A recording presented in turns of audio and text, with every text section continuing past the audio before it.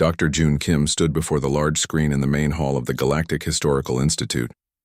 The room was filled with scholars and students from across the Galactic Confederation. All eyes were on him.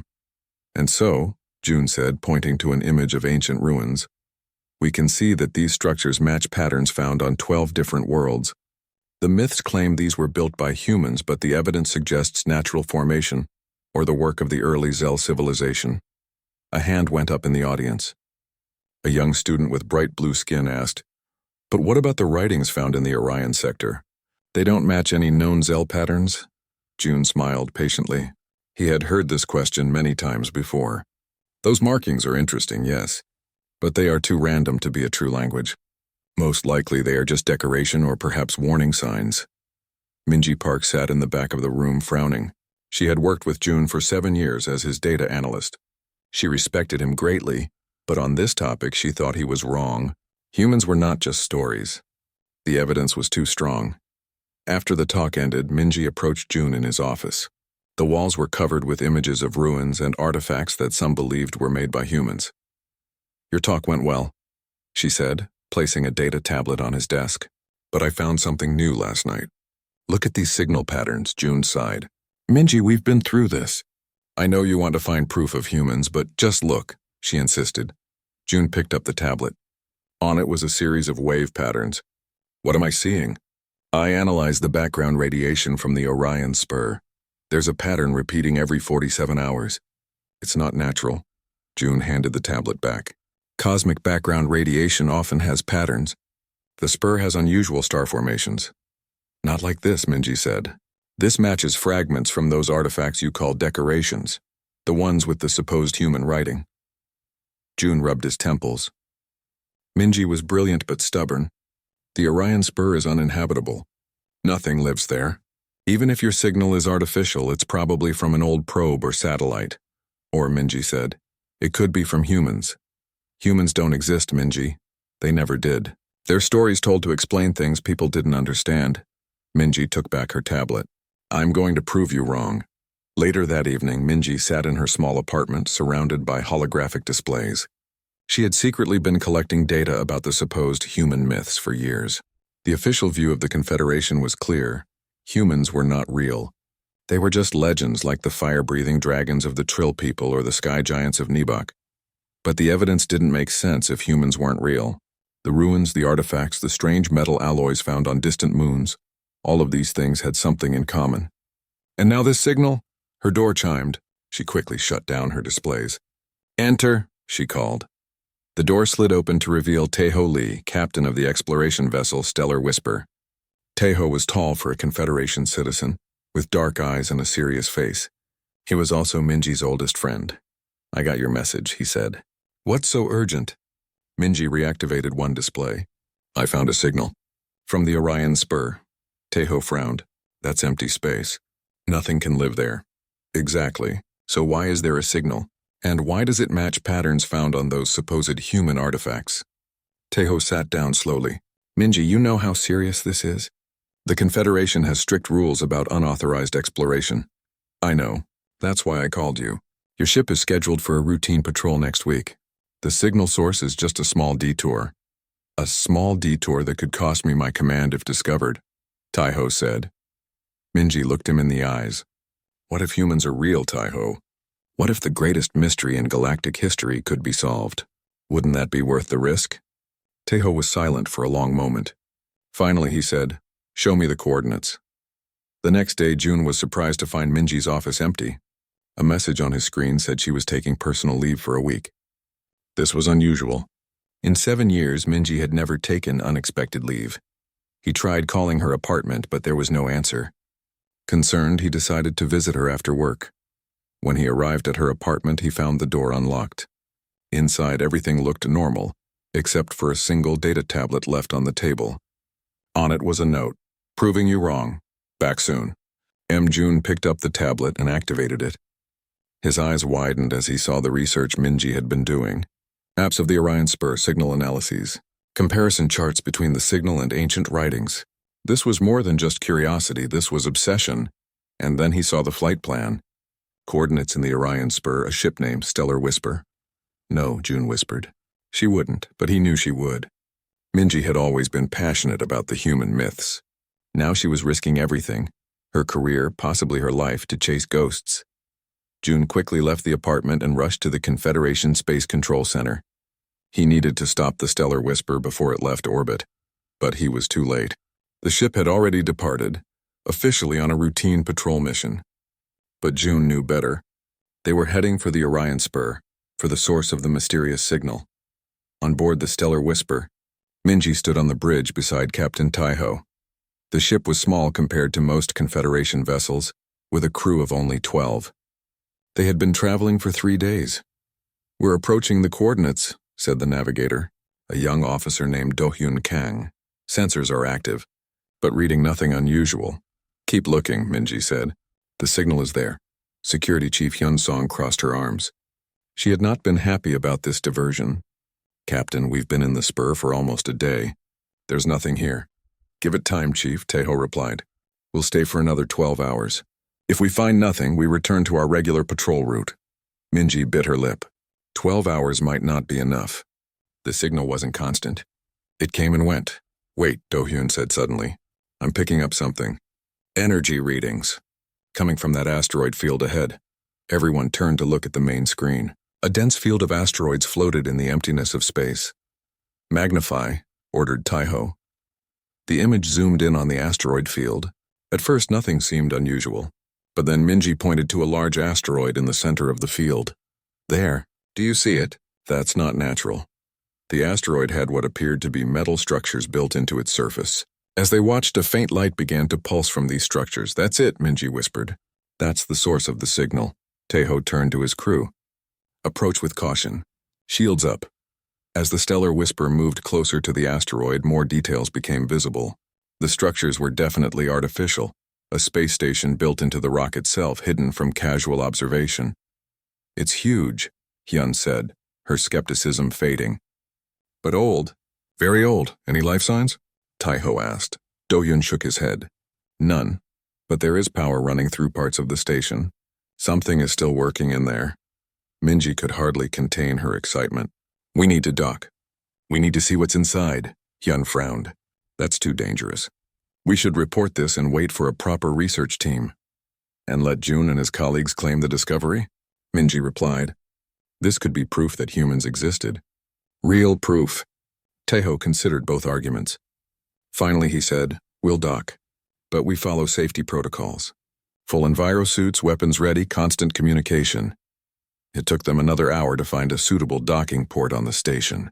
The Stellar Whisper systems were able to interface with the station's old technology. Much to everyone's surprise, it's like they were designed to be compatible, Do-hyun noted as he worked on the docking procedures. That shouldn't be possible with something this old. Soon an exploration team consisting of Taiho, Minji, Hyun, and Do-hyun was ready to enter the station. As the airlock doors opened, they found themselves in a dark corridor. Their suit lights cast eerie shadows on the walls. "Atmosphere is thin but breathable," Hyun reported, checking her instruments. "Temperature is cold but survivable. This place has been maintaining minimal life support for a very long time." They moved deeper into the station, finding rooms filled with strange equipment and screens. Most were dark, but occasionally they would flicker with faint light.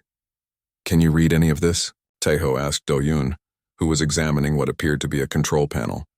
"Some of it," the xenolinguist replied. "The symbols match fragments we've found on artifacts. If this is a human language, it's—" He paused, looking up with wide eyes.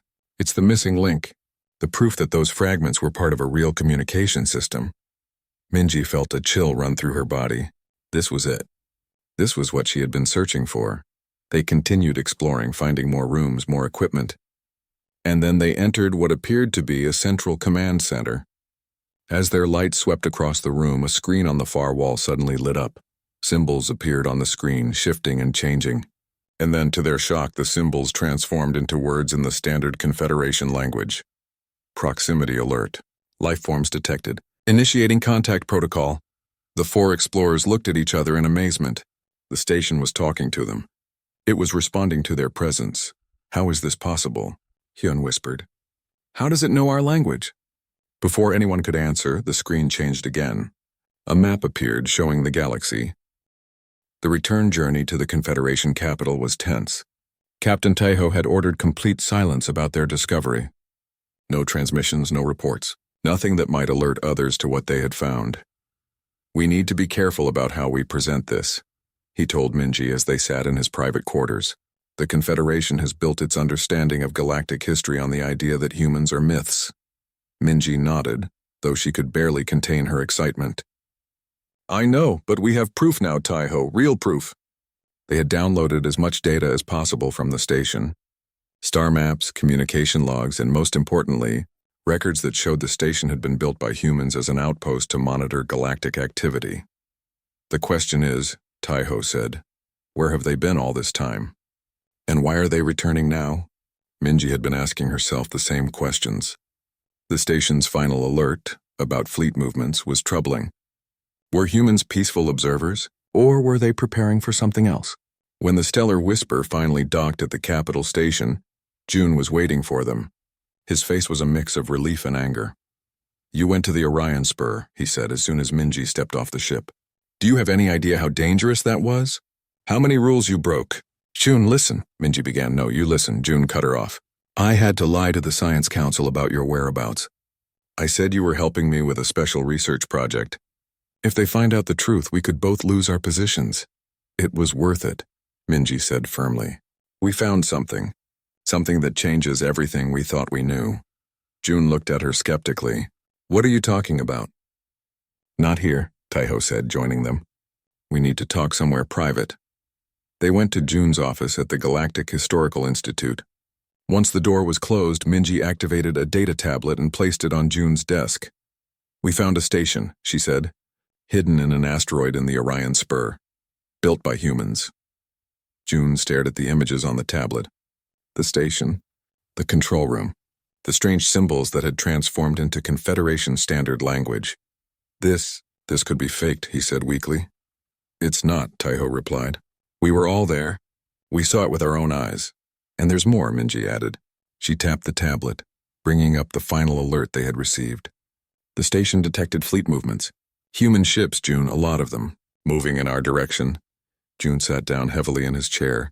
"If this is real," he began. "It is real," Minji insisted.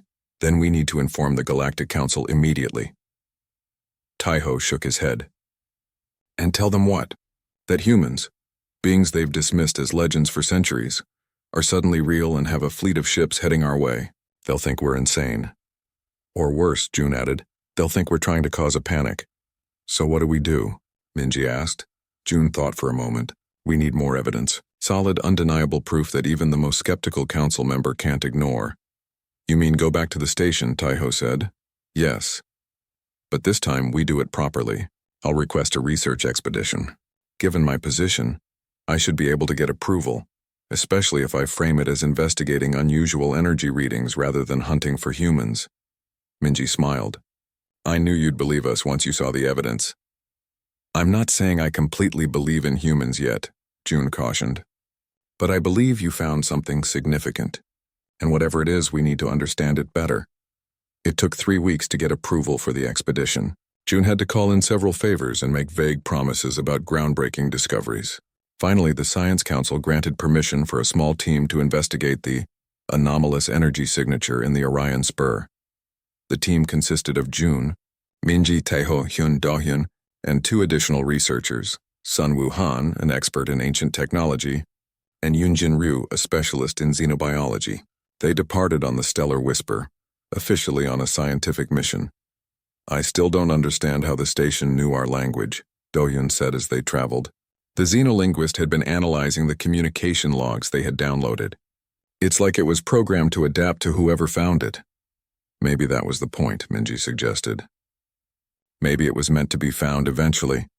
As they approached the coordinates of the station, tension filled the bridge. Would it still be there? Would it respond to them again? "I'm detecting the asteroid field," the navigator announced. "And, yes, the station is still there." June leaned forward in his seat. Even after seeing the images and data, part of him had still doubted. But now, seeing the station with his own eyes on the view screen, he couldn't deny it any longer. This was real. "The station's power levels are higher than before," Hyun reported from her console. It's like it's more awake now. Take us in, Taiho ordered. Same docking procedures as last time. As they approached, the station seemed to respond to their presence. Lights activated along its surface, illuminating structures that had been hidden in darkness during their first visit. It's beautiful, Yunjin whispered, looking at the intricate patterns now visible on the station's exterior. Such perfect design. They docked successfully and prepared to board the station.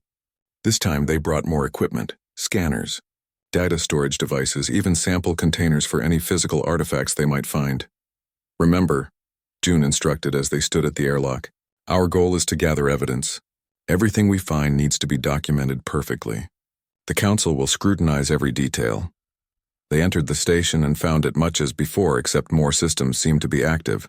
Lights came on automatically as they moved through the corridors. Screens flickered to life, displaying the same strange symbols that would then transform into Confederation. Standard. Welcome back. One screen displayed as they entered the central command room. Minji felt a chill run down her spine. It remembers us. Sunwoo moved to a control panel and began examining it with his instruments. This technology? It's unlike anything I've ever seen. The power source is still active after what must be thousands of years. Yunjin was using a scanner to analyze the material of the walls. The station's structure contains organic components. It's partially alive in a sense, self-repairing. June approached the main screen where they had seen the alert about fleet movements. Can we access the same information as before? The star maps, the fleet movements? Doyun joined him at the screen. Let me try. He began touching symbols on a nearby panel, attempting to replicate what they had seen during their first visit.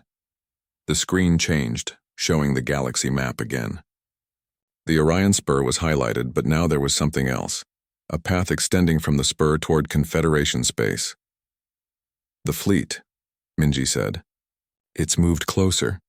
Suddenly, all the screens in the room lit up at once. Symbols flashed rapidly, then settled into Confederation standard. Warning, defense systems activated. Unknown vessel detected in proximity. The team looked at each other in alarm. Captain, Hyun said into her communicator, are you detecting any other ships in the area? Negative, came Taiho's voice. All sensors show clear space. We're alone. As if in response to this statement, the screens changed again. Correction. Known vessel detected. Stellar whisper. Confederation registry processing. It knows our ship, Dohyun said in amazement. It's identifying us. The screens changed once more. Human reconnaissance network activated. First contact protocols initiated. A humming sound filled the room and a holographic projection appeared in the center. It showed a humanoid figure, slightly taller than the average Confederation citizen, with less varied skin coloration than most galactic species. Greetings, the hologram said in perfect Confederation standard. I am the station's interface program. You may call me Archiver. For a moment, no one spoke. Then June stepped forward. Greetings, Archiver.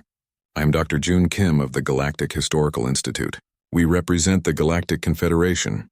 The Galactic Confederation is known to us, the Archiver replied. You have been observed for 872 of your standard years. Minji couldn't contain herself any longer. You're human technology, created by humans. The Archiver turned to look at her. Correct. I was created by humans to monitor galactic affairs during their absence from this region of space. So humans are real, June said.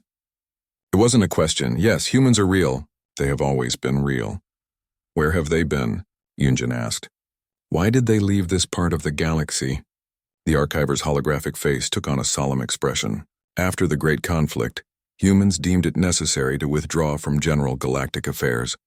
A decision was made to establish a protected territory beyond the Orion Spur, where human civilization could recover and develop without interference.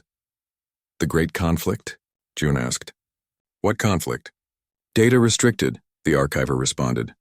Full historical records will be provided at the appropriate time. And when is that? Minji pressed. When the fleet arrives. The room fell silent again. Finally, Hyun spoke up. Why is the fleet coming now? After all this time? The Archiver's expression became even more serious. A threat has been detected. A threat to all life in this galaxy, including humans and the Confederation. The human fleet approaches to provide assistance. What threat? June demanded. We've detected nothing unusual. You will, the archiver said. The void swarm approaches from the galactic rim. It has already consumed 3 uninhabited star systems. The journey back to the Confederation capital was tense. The Stellar Whisper had taken damage during its escape from the void swarm scout ships. Captain Taiho had been forced to use emergency power to reach safe distance. Now the ship limped through space, its engines straining. In the main cabin, June, Minji, and the rest of the research team reviewed the data they had collected from the station. The archiver had provided them with files about humans and the void swarm before they left. Look at these weapon specifications, Yun said, examining a technical diagram. If this is accurate, human military technology is far beyond anything the Confederation has. Do-hyun was studying language files. Their communication system is incredible. It adapts to whatever species it encounters. That's why the station could speak to us so easily. June remained quiet, lost in thought.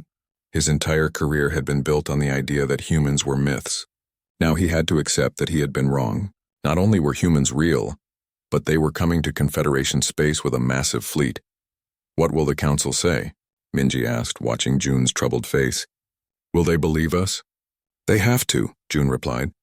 We have evidence now, and warnings about a real threat. When they finally reached the capital, they were surprised to find security forces waiting for them at the docking bay. Dr. June Kim, a security officer asked as they disembarked. You and your team are to come with us immediately. The Galactic Council has called an emergency session. They know, Minji whispered to June. Someone must have reported our encounter with the scout ships, Taeho suggested, or maybe the station sent a signal. They were escorted to the council chamber, a vast room where representatives from all Confederation species gathered to make decisions. Today, all 500 seats were filled. Voices echoed off the high ceiling, creating a buzz of nervous energy. At the center of the chamber was the council table, where the 12 senior representatives sat. Their faces were grave as June's team was led before them. Dr. Kim, said Chairperson Leia, an elderly member of the Varel species. We understand you have returned from an expedition to the Orion Spur, an expedition that encountered hostile unknown vessels. Please explain. June stepped forward. Honorable Council, my team and I discovered an ancient space station hidden in an asteroid field in the Orion Spur. The station was built by humans. Murmurs spread through the chamber. Chairperson Leah held up a hand for silence. Dr. Kim, you are a respected historian who has repeatedly stated that humans are mythical beings. Now you claim they are real? I was wrong, June admitted. The evidence we found proves beyond doubt that humans exist. They built the station as an observation post after they withdrew from this part of the galaxy. And these hostile ships you encountered? Another council member asked. They are called the Void Swarm, Minji answered, stepping forward to join June. They are a grave threat to all life in the galaxy. They consume organic and technological material to replicate. The station's computer told us they have already destroyed 3 uninhabited star systems and are heading toward Confederation space. Convenient, said Council Member Drez, a skeptical Talarian. You discover humans are real and also a mysterious threat that only they can help us fight? June activated a data tablet. We have evidence. Sensor readings of the Void Swarm scout ships. Data from the human station. And this? He displayed a recording showing the spider-like creature tearing through the station's corridors. The council members leaned forward to look. Some gasped. Others whispered to each other. Even if we accept this evidence, Chairperson Leah said, what do you propose we do?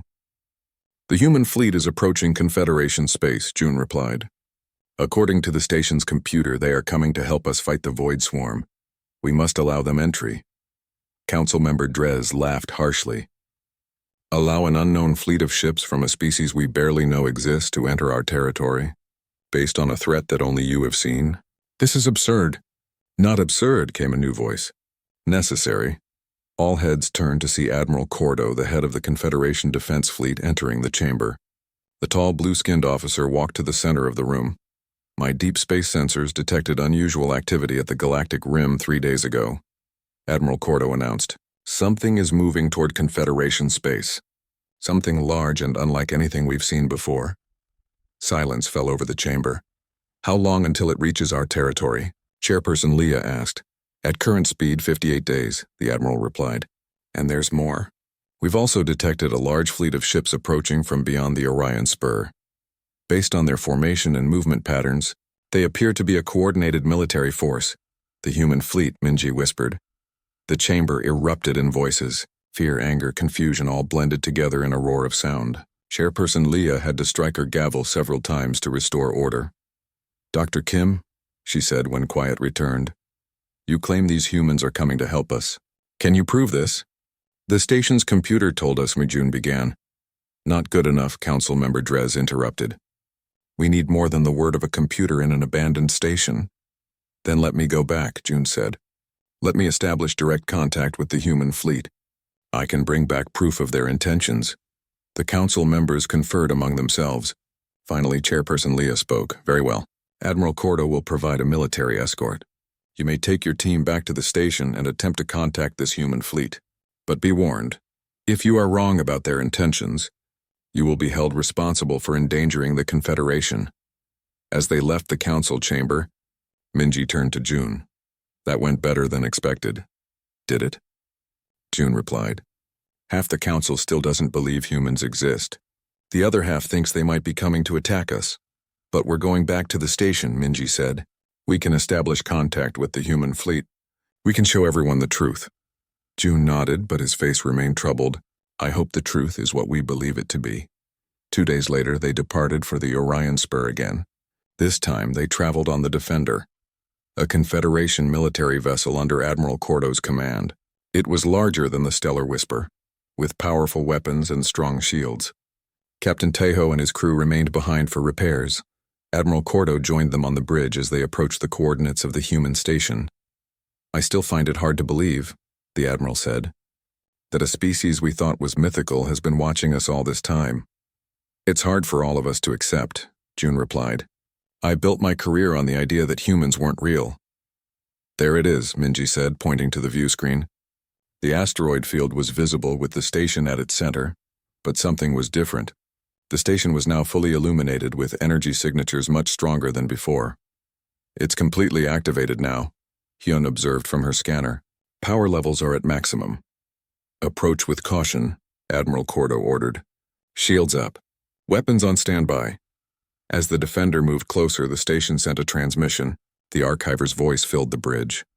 "Confederation vessel identified. Welcome back, Dr. Kim and Associates. New entities detected. Please identify." Admiral Cordo stepped forward. "I am Admiral Cordo of the Confederation Defense Fleet.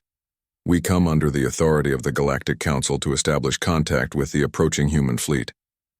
There was a pause. Then the archiver responded. "Request acknowledged. This station is now serving as a relay point for the human fleet. Stand by for direct communication." The view screen changed, showing a new image. It was a bridge of another ship, much larger and more advanced than the Defender. And standing at its center was a figure that looked similar to many Confederation species, but with subtle differences, slightly different proportions, different features. A human. "Greetings," the human said in perfect Confederation standard. "I am Commander Junho Choi of the Human Defense Fleet Advanced Ship Horizon. It is an honor to make direct contact with the Galactic Confederation after so long." For a moment, no one on the Defender's bridge spoke. They were seeing a living human for the first time. Finally, Admiral Cordo recovered. "Commander Choi, I am Admiral Cordo of the Confederation Defense Fleet. Your approach toward our territory has caused concern." Junho nodded. "That is understandable. We have been absent from this region of space for a long time, but we come in peace and with warning. The Void Swarm—" "We are aware of this supposed threat," Admiral Cordo interrupted. "We have seen evidence of scout ships. But we have faced many threats over the centuries. Why would this one require your intervention?" "Because you cannot stop them," Junho said simply. "We know, we've tried. Centuries ago, the Void Swarm entered human space. We barely survived the encounter. We were forced to abandon many worlds and retreat beyond the Orion Spur to rebuild. If they're so dangerous, why are you returning now?" June asked. "Why not stay hidden?" Juno's expression became solemn. "Because the swarm is larger now. It has consumed more worlds, grown stronger. If it overtakes the Confederation, it will eventually reach our territory again. This time we must stand together." "And we're supposed to trust you?" Admiral Cordo asked. "A species that has hidden from us, watched us from secret stations? We understand your suspicion, Junho replied. That is why I am here. My ship will dock with your station in 6 hours. The Great Council chamber had never been so full. Representatives from all Confederation worlds crowded the tiered seating. News of humans, real, living humans coming to address the council had spread quickly. Many had traveled for days just to witness this historic moment. Jun stood near the entrance with Minji, watching the crowd grow. I never thought I'd see this day, he said quietly. My entire career I told people humans were myths. And now you'll introduce them to the council, Minji replied with a smile. Quite a change. I'm still not sure all council members believe they're real, Jun said. Some think this is an elaborate hoax. They won't after today. Admiral Cordo approached them. It's time. Commander Choi and his associates are ready. They walked to a small anteroom where the 3 humans waited. Juno, Jia, and Dongwon were dressed in formal uniforms now, deep blue with silver trim. They looked calm, but Jun noticed Junho's fingers tapping nervously against his leg. The council is ready for you, Jun told them. I'll introduce you, then you'll have the floor. Junho nodded. Thank you, Dr. Kim. We understand the significance of this moment. They entered the chamber together. A hush fell over the crowd as the 3 humans walked down the central aisle. Eyes followed their every move. Some representatives stood to get a better view. Others whispered to their neighbors. At the council table, Chairperson Leah and the other 11 senior representatives watched with expressions ranging from curiosity to open suspicion. Jun took his place at the speaker's podium. Honorable Council, distinguished representatives, I present Commander Junho Choi, Science Officer Jia Kim, and Security Chief Dongwon Park of the Human Defense Fleet. They come before us with urgent information about a threat to all Confederation worlds. Junho stepped forward. For a moment, he simply looked around the chamber, taking in the diverse faces of the Confederation's many species. Then he began to speak. Honorable representatives of the Galactic Confederation, I stand before you today to end centuries of silence between our peoples. Humans have watched your civilization grow and flourish from a distance. We have admired your achievements, your cooperation across species, your peaceful expansion through the galaxy. He paused, then continued with a more serious tone. But we come now because peace is threatened. The Void Swarm approaches your territory. We have fought this enemy before. We know its strength, its methods, its relentless hunger, and we know that neither of us can defeat it alone. Junho activated a small device similar to the one he had shown on the Defender. A 3-dimensional image of the galaxy appeared above the council table. A dark mass was moving inward from the rim, getting closer to the bright cluster of stars that represented Confederation space. This is the current position of the Void Swarm, Junho explained. It moves constantly, consuming everything in its path. Planets, asteroids, space stations. It breaks these materials down and uses them to create more of itself. Councilmember Drez leaned forward. We have faced invasive species before, Commander. What makes this one so special that it requires your intervention? The swarm adapts, Jia Kim answered, stepping forward. Conventional weapons work once, maybe twice. Then the swarm changes its structure to resist them. It learns from every encounter. It took us years of fighting, and many lost worlds before we developed effective countermeasures. Dongwon added. We've brought this technology with us to share with the Confederation. Chairperson Leah raised a hand. If your technology is so advanced, why do you need our help at all? Why not defeat this swarm yourselves? Because it's grown too large, Junho replied.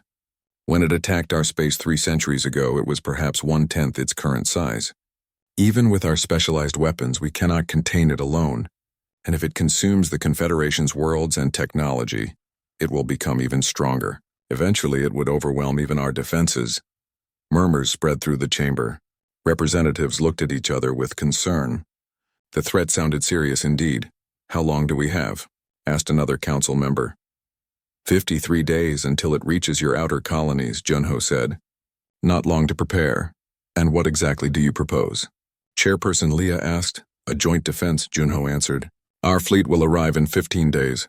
We will share our shield and weapons technology with your forces. Together we can establish a defensive line at these coordinates. He indicated a position on the map.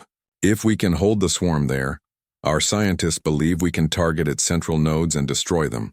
The council members conferred among themselves in low voices. Finally, Chairperson Leah addressed the chamber. This is a matter that affects all Confederation worlds. We will put it to a vote. All representatives will have 24 hours to consult with their governments. Then we will decide whether to accept the humans' offer of alliance. As the session ended, Jun and Minji escorted the humans back to the anteroom. Junho looked concerned. 24 hours is a long time when we have so little to spare, he said. The Confederation moves carefully, Jun explained. Especially with decisions this important. Do you think they'll vote in favor? Jia asked. Minji shrugged. It's hard to say. Some representatives seemed convinced, others, not so much. We've done what we can for now, Dongwon said. We should return to our ship and prepare for either outcome. As the humans prepared to leave, Admiral Cordo approached with a grave expression. Commander Choi, we've just received reports from our long-range outposts. The Void Swarm's speed has increased. It will reach our territory in 40 days, not 53. Junho's face paled. That's not possible. Our calculations were based on its previous movement patterns, Admiral Cordo interrupted. Something has changed. We need to see the new data, Jia said urgently. The Admiral nodded. Come with me to Defense Command. You'll have access to everything we know. While the humans went with Admiral Cordo, Jun and Minji returned to the council chamber. Many representatives were still there discussing what they had heard. Dr. Kim, called a voice. It was Representative Voss from the Helion Systems. A word, please. Jun and Minji joined the representative, a tall being with iridescent skin. These humans, Voss said, how sure are you that they're telling the truth about this Void Swarm? Could this be a pretext for invasion? I've seen the Void Swarm with my own eyes, Minji replied firmly. We were attacked by scout ships at the human station. The threat is real, and the humans saved us, Jun added. If their intentions were hostile, they could have let the swarm take us. Voss nodded slowly. Many of us are inclined to accept their help, but others worry about what comes after. If we allow their fleet into our territory, will they leave when the threat is gone? I believe they will, Jun said. Everything they've told us has proven true so far. Let us hope you're right, Dr. Kim, Voss said. For all our sakes. Later that evening, Jun and Minji were summoned to Defense Command. They found the humans and Admiral Cordo looking at a large display showing the Void Swarm's movement. It's not just moving faster, Jia was saying. It's changing direction, looking for easier paths through your territory. It's intelligent? Minji asked, surprised. Not exactly, Junho explained. It's more like a complex system that optimizes for efficiency. It senses resources and moves toward them. And your outer colonies have many resources. Dongwon added grimly. Admiral Cordo turned to Jun and Minji. I've called an emergency council session for tomorrow morning. We can't wait 24 hours for a decision. Not with this new information. Will they listen? Jun asked. They have to, the Admiral replied. I've authorized full sensor data to be shared with all representatives. They need to understand what we're facing. The emergency session began early the next day. The council chamber was tense as Admiral Cordo presented the new data about the Void Swarm's accelerated approach. Based on current projections, he concluded, the swarm will reach the Trellis colony in 38 days. Our standard defenses will not be effective against it. Chairperson Leah looked grave. Commander Choi, does this change in the swarm's behavior affect your proposed defense plan? Unyo stood. We will need to establish our defensive line sooner and further out from your core worlds. But the basic strategy remains the same. Our weapons can hurt the swarm. Together we can stop it. Council member Drez spoke up. And what guarantee do we have that your fleet won't become a different kind of threat once this swarm is defeated? You have only our word, Junho replied honestly. But consider this. We have watched your confederation for centuries. If conquest was our goal, we could have attacked long ago, when you were less developed, less unified. We come now only because we face a common enemy that threatens us all. The chamber was silent as representatives considered his words. Finally, Chairperson Leah called for the vote. All representatives in favor of accepting the human alliance against the Void Swarm. Indicate Now lights began to appear on the voting display. Green for yes, red for no. At first they were evenly mixed. Then slowly, green began to dominate. When the final tally appeared, the result was clear. 427 in favor, 73 against. The council has decided, Chairperson Leah announced. The Galactic Confederation accepts the alliance with the human civilization against the Void Swarm threat. Admiral Cordo is authorized to coordinate with the human defense fleet for all necessary. The Void Swarm arrived sooner than anyone expected. 13 days after the joint fleet took position, sensors detected the leading edge of the dark mass entering the star system they were defending. All ships to battle stations. Admiral Yoon's voice rang out across the communication channels. This is not a drill. Repeat, this is not a drill. On the bridge of the Unity, June and Minji watched as the massive view screen showed the approaching enemy. It looked like a cloud of black smoke at first, but as the sensors zoomed in, they could see it was composed of thousands, perhaps millions of individual units. Some were small, the size of fighter ships. Others were massive, rivaling the largest Confederation cruisers. They're beautiful in a terrible way, Minji whispered. It was true. The swarm moved with an eerie grace, individual units flowing around each other in complex patterns. They were black with streaks of deep purple and blue, almost like a piece of the night sky had come alive. Primary defense line. Engage Phase 1, Admiral Cordo ordered. The first line of ships, primarily Confederation vessels, began firing long-range energy weapons. Beams of light streaked across space toward the approaching swarm. Where they hit, swarm units exploded in bursts of dark matter. It's working, June exclaimed, but his excitement faded quickly. The swarm units that weren't hit immediately changed formation. They spread out, making themselves harder targets, and the destroyed units released smaller particles that began reforming into new units. Phase 2, Admiral Yoon commanded. The human ships moved forward now, firing their specialized weapons. These weren't energy beams, but something different. Projectiles that exploded among the swarm units and released a silvery substance that clung to them. Affected units stopped moving, then began to break apart. Nanite disruptors, Junho explained to June and Minji. They interfere with the swarm's ability to maintain cohesion. For a while, it seemed to be working. The front edge of the swarm slowed its advance as more and more units were disabled by the human weapons. But then the swarm did something unexpected. The larger units moved to the front, absorbing the nanite projectiles. They didn't stop or break apart, they simply grew darker, denser. They're adapting, Admiral Yoon said grimly.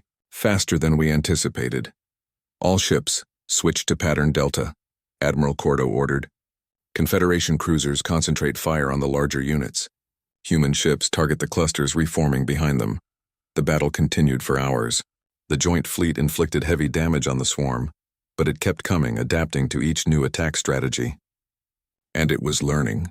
By the 10th hour, the swarm had developed formations that minimized the effectiveness of both human and Confederation weapons. We're not stopping it, Admiral Cordo said during a strategy meeting in the Unity's command center. We're slowing it down, but it's still advancing, Admiral Yoon nodded solemnly. At current rates, it will break through our line in approximately 15 hours. We need a new approach. June, who had been listening quietly, spoke up. What about the central nodes you mentioned before? You said if we could target those, we might be able to destroy the swarm completely. Yes, Junho replied, but we haven't been able to locate them. The swarm keeps its command structures well hidden within its mass. Maybe we're thinking about this wrong, Minji suggested. We're treating the swarm like a conventional enemy, attacking from the front. But what if we send ships behind it, or into it? The admirals looked at her with surprise. A suicide mission? Admiral Cordo asked. Not necessarily, Minji said. The station's archiver told us the swarm consumes materials to replicate, but it must have some way of recognizing what's useful and what's not. What if we sent unmanned ships carrying something that would damage it from within? Like a virus for its system. Admiral Yoon's eyes widened. The beacon protocol, she said, turning to Junho. Could it work? Unyo looked thoughtful. It's never been tested in actual combat. The risks are enormous. What's the beacon protocol? June asked. A last resort strategy, Junho explained. We developed it after the first swarm war. Specially designed beacons that mimic valuable resources, the kind the swarm seeks out. But once absorbed, they release a cascade effect that disrupts the swarm's neural network. Why haven't we used this already? Admiral Cordo demanded. Because it requires getting the beacons deep into the swarm structure near the central nodes, Admiral Yoon replied. And because if it fails, the swarm might adapt to become immune to the effect. We'd lose our last weapon. But if it works, Minji began. If it works, it could destroy the entire swarm, Junho finished, or at least damage it enough to force a retreat. Admiral Yoon made a decision. Prepare the beacon ships. We'll need volunteers to pilot them to the edge of the swarm. After that, they'll go unmanned into the main mass. I'll go, Junho said immediately. No, Admiral Yoon replied firmly. You're too valuable to the operation. We need you coordinating from here. I'll go, said a new voice. Everyone turned to see Dongwon Park, the human security chief, standing in the doorway. I've studied the swarm's movement patterns more than anyone except Jia. I can get a ship into position. I'll go too, Minji said suddenly. June stared at her in shock. Minji, no. It's too dangerous. I've tracked the swarm's adaptations during this battle, she replied. I might see opportunities that others miss. And it was my idea. I should help implement it. Admiral Cordo looked uncomfortable. I cannot order a Confederation civilian into such danger. You're not ordering me, Minji said. I'm volunteering. After much debate, it was decided. 6 ships would carry the beacons. 3 piloted by humans, 3 by Confederation volunteers. Dongwon and Minji would be on the lead ship. They would take the beacons to the edge of the swarm, program the final approach, and then evacuate in escape pods before the ships continued unmanned into the swarm's mass. As Minji prepared to leave, June caught up with her in the corridor. You don't have to do this, he said, his voice tight with worry. Let the military handle it. Minji smiled at him. June, a month ago you told me humans didn't exist. I knew they did. I trusted my research, my instincts. Now those same instincts tell me I can help make this plan work. June wanted to argue further, but he knew that determined look in her eyes. Instead, he hugged her tightly. Just come back. Promise me. I promise to try, she replied. The 6 beacon ships launched while the main fleet continued to engage the swarm. They took a wide route around the battle, approaching the swarm from behind. On the lead ship, Dongwon and Minji monitored the swarm's movements carefully. It doesn't seem to have noticed us, Dongwon remarked. It's fully engaged with the fleet. Good, Minji replied. How close do we need to get before launching the beacons? The closer the better. Ideally within 10,000 kilometers of the main mass. Then we program the approach vectors, launch the escape pods, and the ships continue on autopilot. They approached cautiously, watching for any sign that the swarm had detected them. When they reached the target distance, Dongwon began the beacon preparation sequence. Each beacon is programmed to emit a signature that the swarm should find irresistible, he explained to Minji. Like ringing a dinner bell. And once they're consumed, they detect the neural pathways of the swarm and send a cascade signal that disrupts the entire network. In theory, it should be like a massive system crash. As they worked, one of the other beacon ships suddenly sent an alarm. We've been detected, came the pilot's voice over the comm. Swarm units are breaking off, heading toward us. Dongwon looked at the tactical display. A group of swarm units had indeed separated from the main battle and were moving rapidly toward their position. We need more time to program the final approach vectors, he told. Minji, can you handle the navigation while I finish this? Minji nodded and took the pilot's seat. What should I do? Evasive maneuvers. Keep us away from those units as long as possible. Minji had never piloted a space vessel before, but she had studied ship operations as part of her work. She managed to guide their ship in an erratic pattern, making it harder for the pursuing swarm units to intercept them.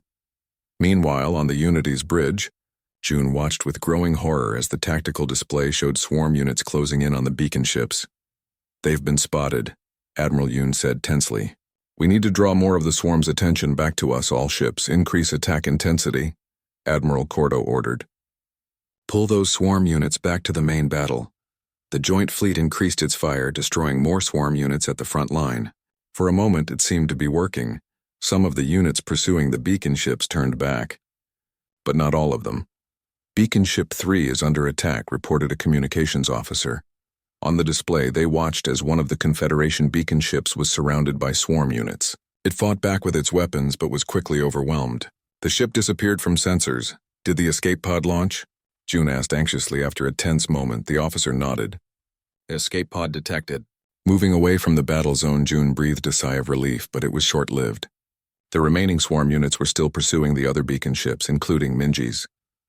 In the lead beacon ship, Dongwan finally finished programming the approach vectors. Done, he announced. All beacons are set to target the densest parts of the swarm mass. That's our best chance of hitting the central nodes.